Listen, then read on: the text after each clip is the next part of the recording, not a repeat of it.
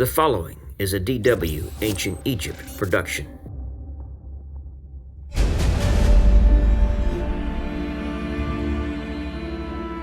In Nubia, Taharqa installed his cousin Tanutamun as heir and co-regent, who became king of Nubia a year later. Taking advantage of the Assyrian absence, Tanutamun swept north, taking Aswan, Thebes, and finally Memphis, where he assassinated Necho I for being Assyria's representative. In response, Ashurbanipal returned to Egypt with a massive force and engaged Tanutamun and his army in the delta. Like all the times before, they were swiftly defeated. Tanutamun was chased south, where he eluded the Assyrians, who would not pass Aswan. The Assyrian army then did the unthinkable.